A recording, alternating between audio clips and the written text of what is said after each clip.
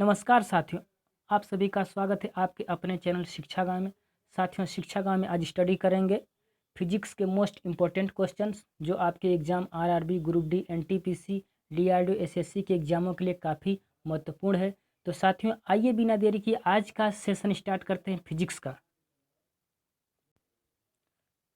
तो चलिए, आज का पहला प्रश्न आप लोगों के लिए है। चलिए आइए देखते हैं, निम्न में से कौन सा पदार्थ विद्युत का सबसे अच्छा चालक है। तो साथियों देखिए और बताइए। ऑप्शन नंबर ए है चांदी, ऑप्शन बी तांबा, और ऑप्शन सी सोना, और ऑप्शन डी अब्रक। तो कौन सा सही होगा साथियों? आप लोगों को पता होगा कौन सा होगा, सोना होगा। बहुत से साथी सोच रहे होंगे कि चांदी होगा। तो चांदी तब होता है साथियों जब ऑप्शन में हमारा सोना नहीं दिया होता है।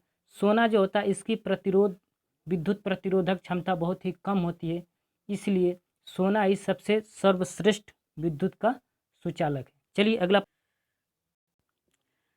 आइए अगला प्रश्न देखते हैं। हमारा नेक्स्ट प्रश्न है, दूरदृष्टि निवारण के लिए काम में लाए जाते हैं। ऑप्शन है अवतल लेंस, ऑप्शन बी उत्तल दर्पण, ऑप्शन सी उत्तल लेंस, और ऑप्शन डी अवतल दर्पण। तो साथियों आप देखिए, बताइए कौन सा ऑप्शन सही होगा। कौन सा सही होगा? उत्तल लेंस सही होगा।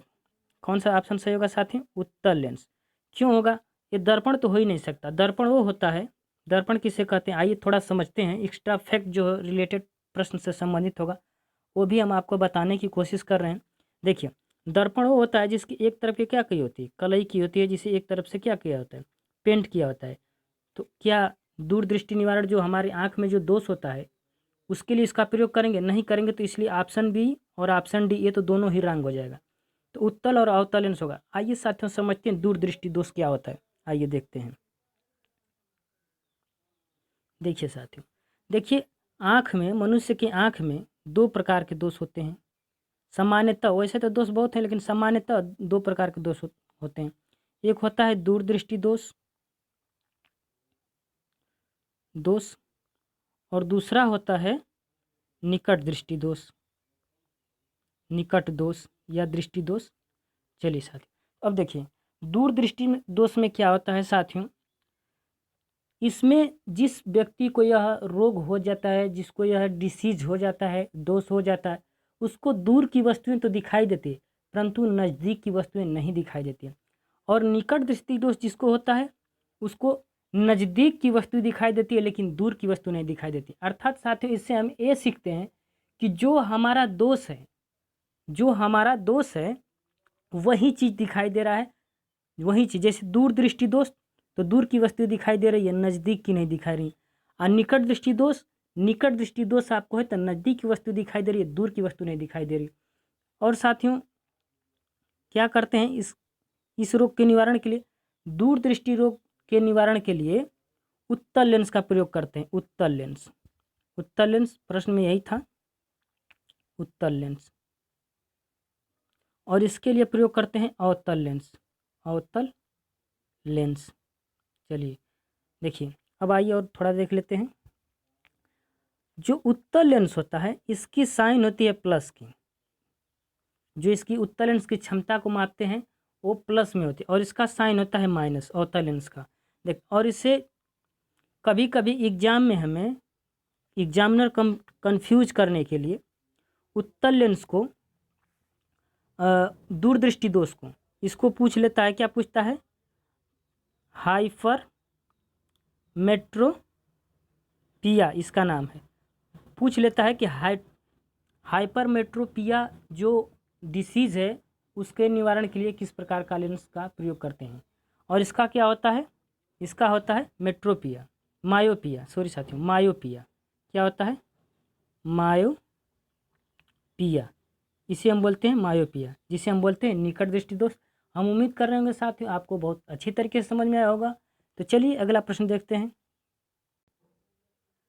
चलिए साथियों, अगला प्रश्न रहा, कॉस्मिक किरणों की खोज किसने की? ऑप्शन है ब्रूनो रोसी ने, ऑप्शन बी विक्टर हेस ने, ऑप्शन सी कॉपरनिकस ने, और ऑप्शन डी एडविन हबल ने। तो बताइए कौन सा होगा। तो हम उम्मीद कर रहे होंगे आप लोग ऑप्शन नंबर बी को लगाएंगे, तो ऑप्शन नंबर बी ही सही होगा, विक्टर हेस ने। और आप क्वेश्चन नेक्स्ट देख लेते हैं, इसके बाद से हम इसके बारे में चर्चा करेंगे। कॉस्मिक किरणों के बारे में और आइरिस के बारे में। तो आइए पहले आइरिस से जो रिलेटेड प्रश्न है उसे देखते हैं। आइरिस का क्या काम है? ऑप्शन ए आँख में जाने वाले प्रकाश की मात्रा को नियंत्रित करता है, आँख में जाने वाले प्रकाश की मात्रा को लौटाता है, और ऑप्शन सी प्रतिबिंब लेंस को चित्र भेजना, और ऑप्शन डी उपरोक्त में से कोई नहीं। तो आप देखिए कौन सा ऑप्शन सही होगा। ऑप्शन नंबर हमारा ए सही होगा, आँख में जाने वाले प्रकाश की मात्रा को नियंत्रित करना। चलिए ऑप्शन नंबर ए सही हो जाएगा। अब हम चर्चा करते हैं कि कॉस्मिक किरणें क्या है और फिर ये प्रकाश किस प्रकार से आँखों में जाता है। चलिए आइए देखते हैं। देखिए साथियों, कॉस्मिक किरणें, एक कॉस्मिक जो किरणें होती हैं, कॉस्मिक जो किरण होती है, ये हमारे अंतरिक्ष में क्या होती हैं, प्रोड्यूस होती हैं, उत्पन्न होती हैं, और इसकी कुछ छींटें भी पृथ्वी पर आती हैं। इसकी कुछ छींटें क्या होती हैं, पृथ्वी पर आती हैं। ये बहुत ही ऊर्जा वाली होती है, इनके अंदर बहुत ही एनर्जी ज़्यादा होती है, और इनका वेग जो होता है प्रकाश के वेग के बराबर इनका वेग होता है कॉस्मिक किरणों का। तो कॉस्मिक किरणों का वेग प्रकाश के वेग के बराबर होता है। तो प्रकाश का वेग कितना होता है? तो प्रकाश का वेग होता है 3 × 10⁸ मीटर प्रति सेकेंड। और यह वेग किस में होता है? निर्वात में होता है। किस में होता है साथियों? निर्वात में। चलिए अब समझते हैं कि आइरिस क्या है। आइरिस के बारे में थोड़ा समझते हैं। चलिए समझते हैं आइरिस के बारे में। चलिए देखिए आइरिस के बारे में समझते। देखिए आइरिस क्या होता है कि हमारे आँखों में होता है। तो आइरिस का काम होता है, आइरिस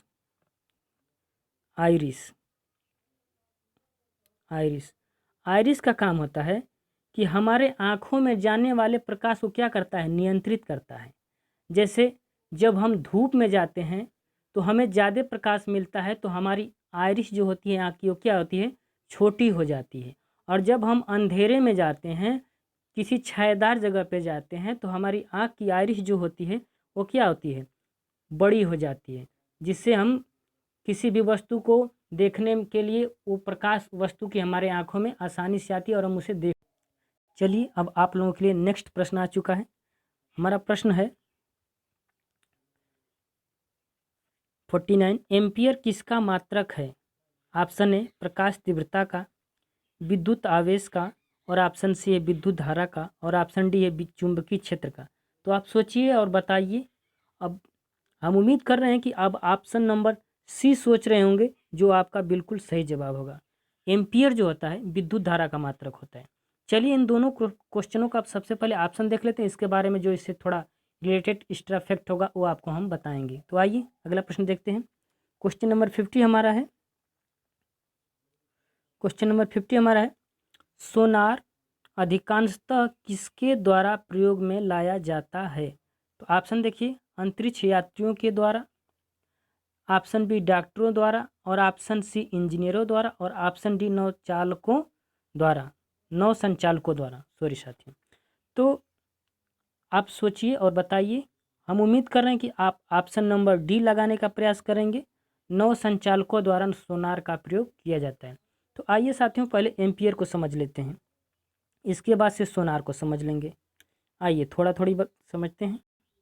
देखिए जो एम्पियर होता है, एम्पियर, एक एम्पियर जो है बराबर होता है हमारा 6.25 × 10⁸ इलेक्ट्रॉन्स पर सेकेंड। अब इसका मतलब हम समझाते हैं आपको। पर सेकेंड साथ ही सेकेंड है। देखिए इसका क्या मतलब होता है। एक देखिए एक क्या है, वायर है। ये क्या है? वायर है। तो एक सेकेंड में इस सिरे से, सिरे ए मान लीजिए, सिरे बी मान लीजिए, तो सिरे ए से 6.25 इलेक्ट्रॉन 10⁸ इलेक्ट्रॉन्स जो इस सिरे से एक सेकंड में गुजरते हैं, और उतने इलेक्ट्रॉन इधर से पास हो जाते हैं, बाहर हो जाते हैं। क्या हो जाते हैं? बाहर हो जाते हैं। इतने ही एक सेकंड के अंदर एंट्री लेते हैं और इतने ही क्या हो जाते हैं? एग्जिट हो जाते हैं। तो इस प्रकार से हम कह सकते हैं कि एक एम्पियर जो होता है वो इलेक्ट्रॉनों की संख्या जो एक सेकंड में तार के एक सिरे से प्रवेश करते हैं और दूसरे सिरे से क्या होते हैं? निकल जाते हैं एक ही सेकंड के अंदर। तो एक एम्पियर बराबर कितना हुआ हमारा? 6.25 × 10⁸ इलेक्ट्रॉन्स। ठीक है, जो पर सेकंड क्या होते हैं? तार के एक सिरे से प्रवेश करते हैं, दूसरे सिरे से निकलते हैं। चलिए अगला देखते हैं। अगला हमारा था सोनार। तो आइए सोनार के बारे में थोड़ा समझ लेते हैं, सोनार क्या होता है। थोड़ा इसे इरेज कर लेते हैं। चलिए साथियों, देखिए साथियों, अब सोनार, सोनार की बात करते हैं। सोनार क्या होता है? ये जो नौ संचालक होते हैं, जो नाविक होते हैं, मतलब जो बड़ी बड़ी समुद्रों में जहाज़ें चलती हैं, समुद्री जहाज़ें, तो ये क्या करती हैं, ये समुद्र के अंदर, जैसे मान लीजिए ये समुद्र है, ये समुद्र है, ये समुद्र है, और यहाँ पे कोई जहाज़ है, कोई जहाज़ है, इसमें व्यक्ति बैठे हुए हैं, इसमें व्यक्ति बैठे हुए हैं, ये जहाज़ है, समुद्र है। तो इन्हें पता करना है कि नहीं इधर इसके नीचे कोई ऐसी चीज़ तो नहीं है जो खतरनाक है, हमारी जहाज़ से टकरा जाएगी। तो इसके लिए वो क्या करते हैं, सोनार का प्रयोग करते हैं। या तो ये भी पता लगाते हैं कि जैसे मान लीजिए कोई जहाज़ डूब गई है, कोई पनडुब्बी डूब गई है, उसका पता लगाना होता है, तो हम सोनार का प्रयोग करते हैं। यहाँ से क्या होता है, सोनार से किरणें जाती है और उस वस्तु से टकरा करके पुनः वापस आती हैं और हमें सेंस देती हैं, तो हमें पता चल जाता है कि इसके नीचे कोई और भी चीज़ है, अर्थात वो बता देता है, इससे हम पता कर लेते हैं। तो सोनार से समुद्र में खोई हुई चीज़ों का भी पता लगाते हैं, जहाज़ डूब गई, चाहे और कोई भी चीज़ गुम हो गया है, उसके बारे में हम सोनार से पता लगा लेते हैं। चलिए साथियों, अगला प्रश्न देखते हैं। चलिए चलिए आइए नेक्स्ट प्रश्न देखते हैं। जब कोई वस्तु दो समांतर समतल दर्पणों के बीच रखी जाती है तो बने हुए प्रतिबिंबों की संख्या कितनी होगी? ऑप्शन ए 2, ऑप्शन बी 1, और ऑप्शन सी 6, और ऑप्शन डी अनंत। तो आप सोचिए, बताइए कौन सा होगा ऑप्शन। हम उम्मीद कर रहे हैं कि आप ऑप्शन नंबर डी बताएंगे, जो कि अनंत होगा। चलिए अब अगला प्रश्न देख लेते हैं।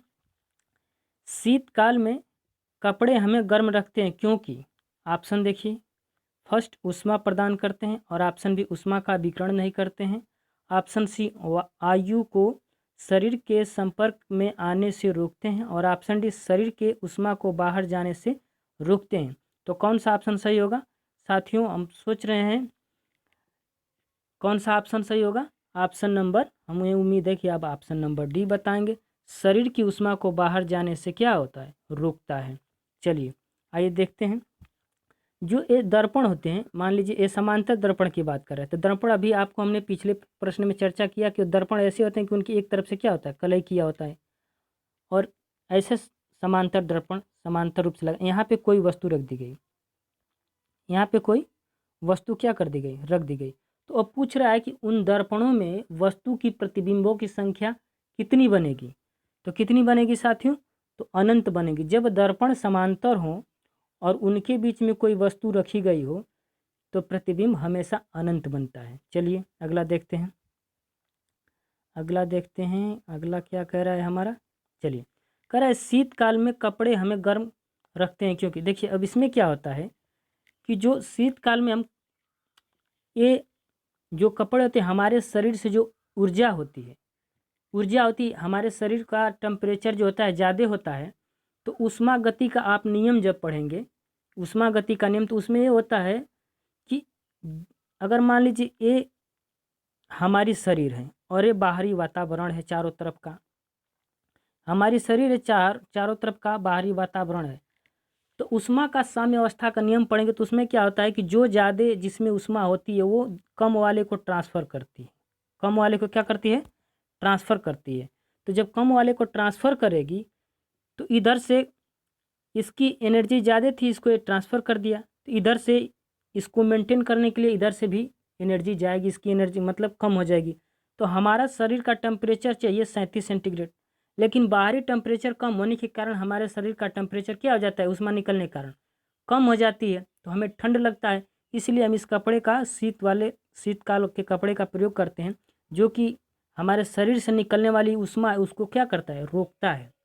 शरीर से हमारे निकलने वाली ऊष्मा को रोकता है, और बाहर से जाने वाली ये जो ठंडी ऊष्मा है जिनका टेम्परेचर कम है, हमारे संपर्क में आने से भी रोकता है। तो इस प्रकार से हम देख रहे हैं कि हमारे शरीर का संतुलन बना रहता है। चलिए साथियों अगला प्रश्न देखते हैं। चलिए हमारा नेक्स्ट प्रश्न है, गुरुत्वाकर्षण नियमों के आविष्कारक कौन है?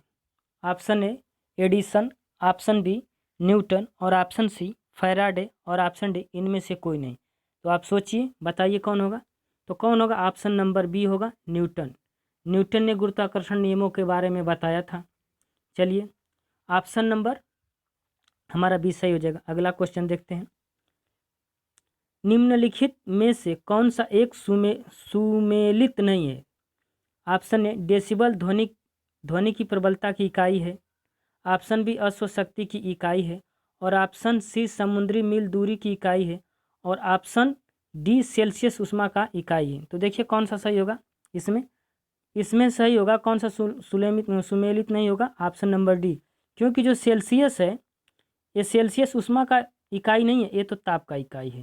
ये किसका इकाई है? ताप का इकाई है। उष्मा की इकाई होती है जूल, उष्मा की इकाई होती है जूल। तो चलिए पहले हम समझते हैं थोड़ा आगे, हम देखिए न्यूटन ने गुरुत्वाकर्षण नियम की खोज की और उन्होंने बताया कि ब्रह्मांड में प्रत्येक पिंड एक दूसरे को या तो आकर्षित करते हैं या तो प्रतिकर्षित करते हैं, न्यूटन ने ये बताया, या तो एक दूसरे को आकर्षित करेंगे या तो एक दूसरे को प्रतिकर्षित करेंगे न्यूटन के गुरुत्वाकर्षण के नियम के अनुसार। और उसके लिए उन्होंने एक फार्मूले का निर्माण किया जिसे हम कहते हैं कि एक दूसरे पिंड के बीच कितना बल लग रहा है। तो वो बल का फार्मूला उन्होंने दिया F = चलिए थोड़ा इसे इरेज कर लेते हैं फिर बताते हैं। उन्होंने नियम दिया F = G m1 m2 अपान के r का स्क्वायर। अब देखिए ये क्या है? G सार्वत्रिक गुरुत्वाकर्षण नियतांक है, m1 कोई एक पहला पिंड है और m2 एक दूसरा पिंड है, इन दोनों के बीच में लगने वाला बल है। और r2 क्या है? इधर नीचे थोड़ा समझते हैं। देखिए एक फर्स्ट पिंड हो गया m1 और एक सेकेंड पिंड हो गया m2, इनके बीच की दूरी क्या है? r है। तब इनके बीच में जो लगने वाला आकर्षण या प्रतिकर्षण बल होगा उसके अनुसार न्यूटन ने एक क्या दिया था? अपना फार्मूला दिया था। तो उनके बीच की दूरी के वर्ग के व्युत्क्रमानुपाती होता है जो बल लगता है, और उनके द्रव्यमान के गुणनफल के समानुपाती होता है। देखिए ये समानुपाती होता है और ये क्या होता है? दूरी के व्युत्क्रमानुपाती, दूरी के वर्ग के व्युत्क्रमानुपाती होता है। इस प्रकार से हम कह सकते हैं कि ब्रह्मांड में जितने भी पिंड स्थित हैं वे एक दूसरे को या तो आकर्षित करते हैं या तो प्रतिकर्षित करते हैं। चलिए आइए देखते हैं। और हमारा अगला प्रश्न था, इसको देख लेते हैं। इसमें था डेसिबल ध्वनि की प्रबलता की इकाई। बिल्कुल सही है, डेसिबल जो ध्वनि की प्रबलता मापने की क्या इकाई है। और अश्व शक्ति की इकाई है, बिल्कुल सही है। जो हमारा हॉर्स पावर होता है, हॉर्स पावर, वो ध्वनि की मापने की क्या है? इकाई है। चलिए देखिए एक हॉर्स पावर बराबर होता है, एक हॉर्स पावर बराबर, यहाँ देख लेते हैं।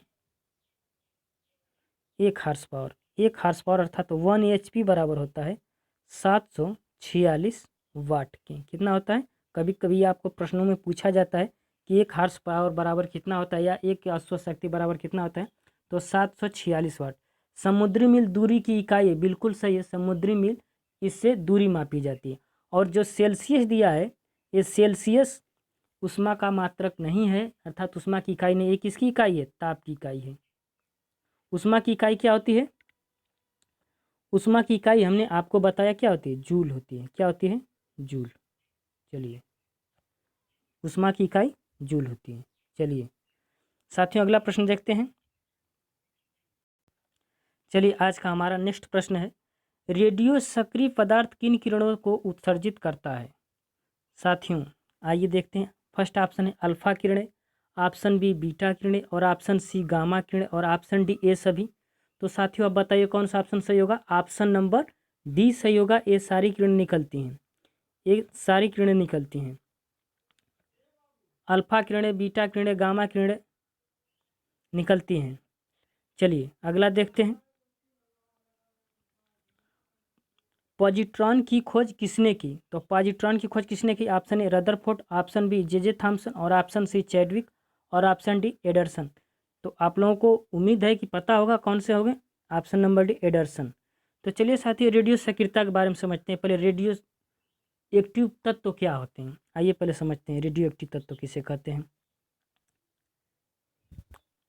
देखिए रेडियो एक्टिव तत्व किसे कहते हैं, आप समझते हैं इसे। देखिए वैसे तत्व जिनके परमाणु के नाभिक में प्रोटॉनों की संख्या 83 हो या इससे अधिक हो, 83 हो या इससे अधिक हो, तो वो परमाणु क्या होते हैं, अस्थायी होते हैं। तो अपनी अस्थायित्व को प्राप्त करने के लिए वो अल्फा बीटा व गामा किरणें क्या करते हैं, निकालते रहते हैं, जिससे कि वो क्या करें, अस्थायित्व को प्राप्त कर सकें। और देखिए इसकी खोज किसने की थी, रेडियो एक्टिव तत्व की खोज किसने की थी, इनकी खोज की थी हेनरी बैकुरल पहले, और दूसरे थे पियरे, इसको थोड़ा इरेज कर लेते हैं साथ, इसको थोड़ा पियरे क्यूरी, और तीसरे थे मैडम क्यूरी। इन खोज के लिए इन तीनों लोगों को संयुक्त रूप से नोबेल पुरस्कार भी दिया गया था। चलिए अब और बताते हैं। देखिए रेडियो एक्टिव तत्व के बारे में हमने जाना, रेडियो सक्रियता क्या होता है। तो जो ये परमाणु जो ए अल्फा बीटा गामा किरणें निकालते हैं, तो इन निकालने की प्रक्रिया को ही रेडियो सक्रियता कहते हैं। क्या कहते हैं, रेडियो सक्रियता कहते हैं। तो हम उम्मीद कर रहे हैं साथियों को, आप लोगों को ये प्रश्न काफ़ी अच्छे तरीके से समझ में आया होगा।